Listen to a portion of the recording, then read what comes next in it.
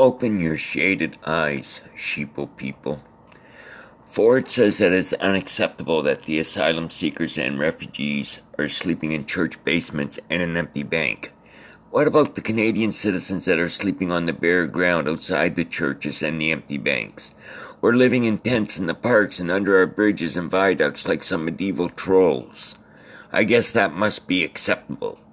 All this talk about affordable housing and how they are ramping up the construction of houses, and both have mentioned that this will assist the refugees and the asylum seekers, which I take to mean that they will be getting subsidized housing and get first crack in living in these new homes.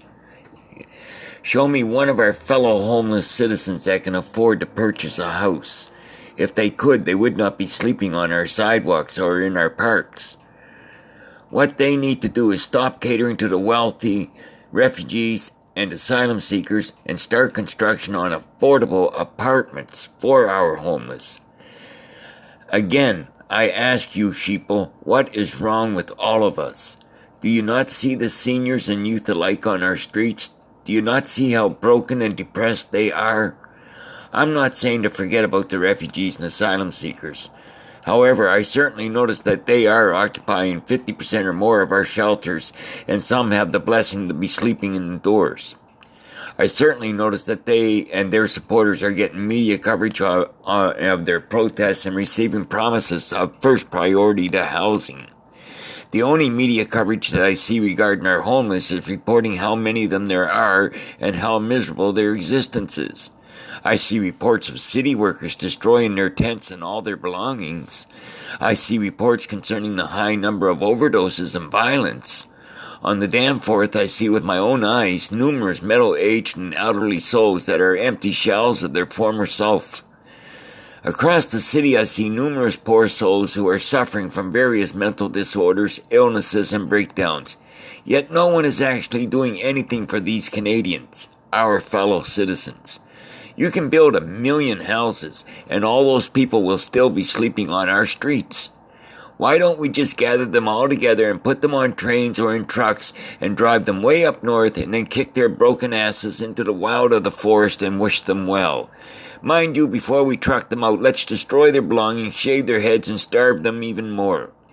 That would free up all those social services funds that we can give to the refugees and asylum seekers so they can purchase those damn new houses. I know that I sound prejudiced towards the asylum seekers and refugees. I am in a slight way. I believe that we should solve the housing crisis for everyone and not prioritize newcomers over sovereign-born. The average one-bedroom apartment is $2,000 per month, more than any single low-wage worker, senior citizen, or welfare recipient makes per month. These politicians know damn well that you will all sit back and shut up, just like you do during every election. You know what elections are, don't you? It's those political events we have every now and then you all say there is no sense attending because your votes do not count. Which you actually believe. You actually think that if all you vote, your ballots will not be counted. I bet Donald Trump wished he was a Canadian. He would be our hero, our saving grace. If he were here, we wouldn't even need to count those votes. Open your shaded eyes, people, and demand housing that low-wage workers, social services recipients, our disabled, and our seniors can afford. I do not understand what is wrong with my fellow Canadians. I just don't understand you.